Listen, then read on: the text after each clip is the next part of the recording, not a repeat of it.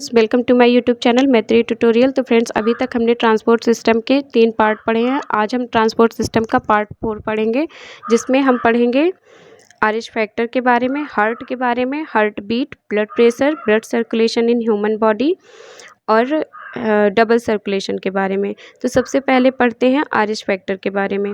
RH factor है क्या? RH factor जो होता है, ये मनुष्यों के आरबीसी लाल रक्त कणिकाओं की सतह पर पाए जाने वाले एक विशेष प्रकार के एंटीजन होते हैं। और इस एंटीजन को सबसे पहले लैंडस्टीनर और वीनर ने देखा था 1940 में। रहीसस बंदरों के आरबीसी की सतह पर उन्होंने देखा था कि एक विशेष प्रकार के अलग तरह के एंटीजन पाए जाते हैं। तो फिर उन्होंने रहीसस बंदरों के ब्लड को लेकर मनुष्यों के ब्लड से परीक्षण किया, तो 85% लोगों के ब्लड में ये आरएच फैक्टर पाया जाता था। तो जिन लोगों में आरएच फैक्टर पाया जाता था उन्हें आरएच पॉजिटिव और ग्रुप में रखा गया, और जिनमें नहीं पाया जाता था उन्हें आरएच नेगेटिव ग्रुप में रखा गया। लगभग 85 से 80%, 90% लोग जो होते हैं वो आरएच पॉजिटिव होते हैं। बाकी के जो 10, 20, 25% लोग हैं वो आरएच नेगेटिव ब्लड ग्रुप की श्रेणी में आते हैं। नेक्स्ट पार्ट हम पढ़ते हैं हार्ट के बारे में। हार्ट का जो वेट होता है वो 298 ग्राम होता है। इसका जो सिचुएशन होता है, मतलब इसका जो पोजीशन है, ये हृदय के 75% छाती के बाईं ओर और बाकी दाईं ओर स्थित होता है। जैसे कि अभी इतने हार्ट के भाग को हम, जैसे इतना भाग ये हो गया, ये इतना दाईं ओर होगा और बाकी का ज़्यादा पार्ट बाईं ओर स्थित होता है। इसीलिए हार्ट अटैक आने वाले लोगों को बाईं तरफ ही हाथ में, कंधे में और सीने में दर्द होता है। अब ये है हार्ट के पार्ट। तो हार्ट जो होता है वो सेप्टम के थ्रू,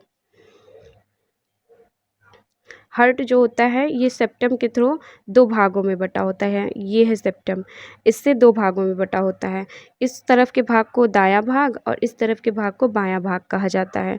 अब ये जो दाएं और बाएं भाग होते हैं, ये वॉल के थ्रू, एक तरह के कपाट के वॉल के थ्रू 4 कक्षों में बटे होते हैं, जिसमें ऊपर के भाग को कहते हैं एट्रियम और नीचे के वेंट्रिकल। ऊपर के अलिंद और नीचे के निलय, और इस तरफ के भी अलिंद और निलय। इस तरफ के भाग को कहते हैं, दाएं तरफ के भाग के ऊपर के भाग को कहते हैं दायां अलिंद और नीचे दाएं तरफ को कहते हैं दायां निलय। बाएं तरफ के ऊपर के भाग को कहते हैं दायां अलिंद और नीचे बाएं तरफ के भाग को कहते हैं बायां निलय। और इस तरफ दाएं अलिंद की तरफ त्रिवलक कपाट होता है। त्रिवलक को इंग्लिश में कहते हैं ट्राइकस्पिड वाल्व, और इस तरफ के बाएं तरफ के अलिंद और निलय के बीच बाइकस्पिड वाल्व होता है। वैसे तो कई सारे वाल्व होते हैं, लेकिन हम वो वाल्व पढ़ा रहे हैं जो इसे चैम्बर्स में 4 कक्ष में बांट देते हैं। तो ये बाइकस्पिड होता है। ट्राइकस्पिड और बाइकस्पिड में फ़र्क क्या होता है? आगे से देखने में तो दोनों का स्ट्रक्चर ऐसे करके सेम ही होता है, लेकिन जब हार्ट को ऊपर से देखेंगे तो इसमें जो ट्राइकस्पिड वाल्व होते हैं वो इस तरह के स्ट्रक्चर में होते हैं, और बाइकस्पिड वाल्व जो होते हैं वो इस तरह के स्ट्रक्चर में होते हैं। इसी वजह से इसे ट्राइकस्पिड और इसे बाइकस्पिड वाल्व बने होते हैं, वॉल कहते हैं। ये है हार्ट का महाशिरा। ये ऊपरी अग्र महाशिरा कहा जाएगा इसे, और इसके नीचे एक भाग होता है इसे पश्च महाशिरा कहा जाएगा, क्योंकि ये जो होता है ये नीचे के डीऑक्सीजनेटेड ब्लड को लाता है, और ये ऊपर का जो है अग्र महाशिरा, ये ऊपर पेट से ऊपर के भाग का डीऑक्सीजनेटेड ब्लड अग्र महाशिरा से आता है, और पेट से नीचे के भाग का डीऑक्सीजनेटेड ब्लड पश्च महाशिरा से आता है। ये है महाधमनी। महाधमनी से 2 पार्ट निकलते हैं, 2-3 पार्ट, जो इसे पूरे बॉडी में ब्लड, ऑक्सीजनेटेड ब्लड को ले जाते हैं। ये है फुफ्फुसीय धमनी। जो ये धमनी जो होती है ये दाएं अलिंद से, दाएं निलय से ब्लड को लेके, डीऑक्सीजनेटेड ब्लड को लेके फेफड़े तक ले जाती है, और फेफड़े से उसे फुफ्फुसीय सिरा जो होता है वो ऑक्सीजनेटेड ब्लड लाके बाएं अलिंद में देता है। बाएं अलिंद से ब्लड बाएं निलय में पहुंचता है, और बाएं निलय से वो फिर महाधमनी से होते हुए पूरे शरीर में पंप किया जाता है। ये वही सब नीचे लिखे हैं जो अभी हमने आपको ऊपर पढ़ाया है। ये है हार्ट का कार्य कि हार्ट का कार्य क्या होता है। जैसे कि खेत की मशीन होती है, खेत की मशीन में पानी नहीं होता है, वो सिर्फ ज़मीन से पानी निकालने का, एक प्रेशर से पानी निकालने का, और पानी निकलता है तो जब एक प्रेशर के साथ निकलता है तो वो अपने आप खेतों की तरफ फैल जाता है, अपने आप एक दबाव के साथ चला जाता है।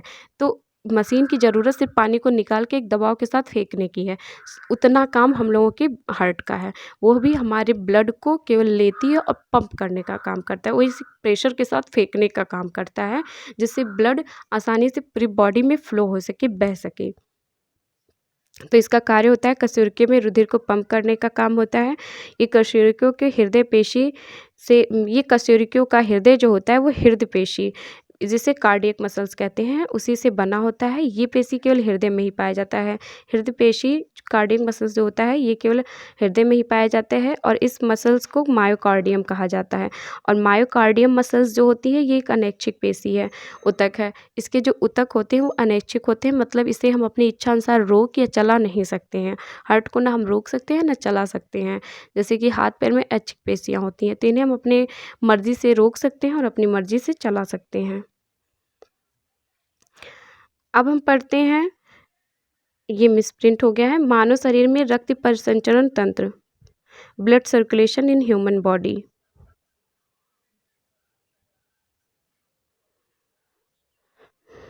हम आपको रक्त परिसंचरण तंत्र यही समझा देते हैं।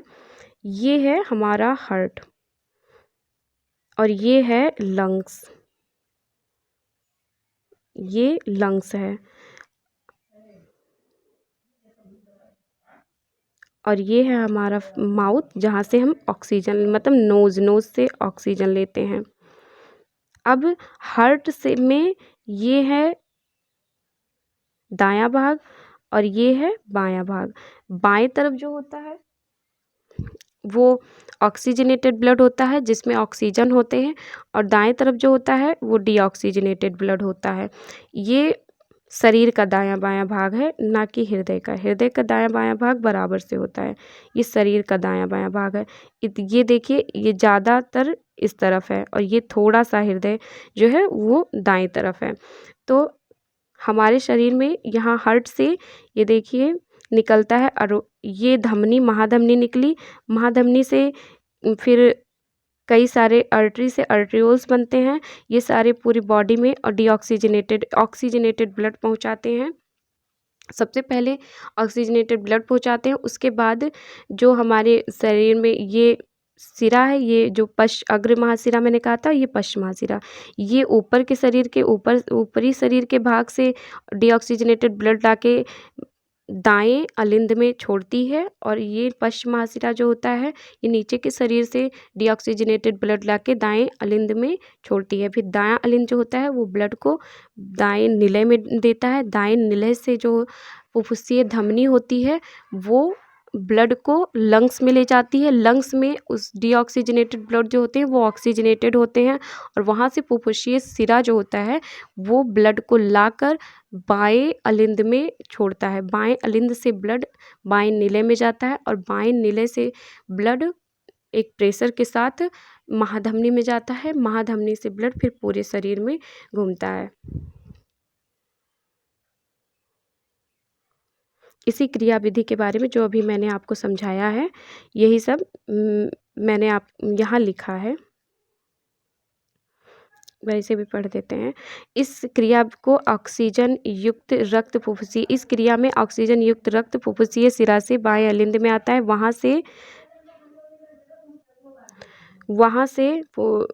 से बाएं निलय से होता हुआ महाधमनी द्वारा शरीर में प्रवाहित होता है। शरीर से अनॉक्सी रक्त महाशिरा द्वारा दाएं अलिंद में आता है, और दाएं निलय से होता हुआ फुफ्फुस धमनी द्वारा फेफड़े में ऑक्सीकृत होने जाता है। यही क्रिया चलती रहती है। हृदय में दायां और बायां भाग सेप्टम द्वारा अलग अलग रहता है। अलिंद व निलय के मध्य कपाट होते हैं जो रुधिर को विपरीत दिशा में जाने से रोकते हैं। कपाटों के बंद होने पर लब डब की आवाज़ आती है, जो हमारे जो हमारे हार्ट से धक धक की आवाज़ की लब डब साउंड होती है उसे लब डब साउंड कहा जाता है। ये कपाटों के खुलने और बंद होने से आती है। अब ये जो कपाटों का खुलना और बंद होना है इसे धड़कन कहते हैं, और ये धड़कन जो है इसका नियंत्रण जो होता है ये पेसमेकर द्वारा होता है। ये पेसमेकर जो होता है ये हमारे दाएं अलिंद में पाया जाता है। इसे हृदय का हृदय कहते हैं, क्योंकि ये खराब हो जाता है तो हार्ट हार्ट प्रॉपर काम करना बंद कर देता है। अब जानते हैं यहाँ पे कि ब्लड प्रेशर क्या है। वह दबाव जिस पर हृदय द्वारा शरीर में रक्त को पंप किया जाता है रक्तचाप कहलाता है। जो हार्ट है वो किस दबाव से रक्त को फेंकता है, किस प्रेशर के साथ, उसी को ब्लड प्रेशर कहा जाता है। अधिकतम दबाव जिस पर रक्त संकुचन चरण में मुख्य धमनी के जरिए हृदय से बाहर निकलता है उसे सिस्टोलिक प्रेशर कहते हैं। मतलब कि जब संकुचन मतलब कि जब निलय सिकुड़ता है तो जिस प्रेशर के साथ वो सिकुड़ कर धमनी में ब्लड आने देता है उसे सिस्टोलिक प्रेशर कहते हैं। उसके सिकुड़ने को सिस्टोलिक प्रेशर कहा जाता है। और जब हृदय जो होता है उसमें शिथिलन के दौरान ढीला पड़ जाता है या फिर फैलता है, उस दबाव को डायस्टोलिक प्रेशर कहा जाता है। सिस्टोलिक प्रेशर जो होता है वो 120 mmHg पारे का होता है और डायस्टोलिक प्रेशर 80 mmHg का होता है। इसलिए सामान्य रक्तचाप 120/80 होता है। इससे और जो हम ब्लड प्रेशर नापने की मशीन होती है उसे स्फेग्नोमेनोमीटर नाम के उपकरण से मापा जाता है। इस उपकरण को जिससे ब्लड प्रेशर नापा जाता है उसे स्फेग्नोमेनोमीटर कहा जाता है। अब हृदय गति क्या है? हृदय के एक पूर्ण संकुचन और शिथिलन मतलब फैलने और सिकुड़ने को, हृदय के फैलने और सिकुड़ने को, हृदय के नहीं मतलब अलिंद और निलय के फैलने और सिकुड़ने को हृदय की धड़कन कहा जाता है। और जब हम धड़कन तो उसके लब डब के साउंड को कहा जाता है, लेकिन उसी के फैलने सिकुड़ने पे ही वो वाल्व खुलते और बंद होते हैं। और जब हम स्थिर होते हैं धड़कन कहा जाता है। और जब हम स्थिर होते हैं, यहाँ गलत मिसप्रिंटिंग हो गई है, उस संकुचन और शिथिलन को हृदय की गति कहा जाता है, यहाँ धड़कन लिख उठा है, गलत हो गया है।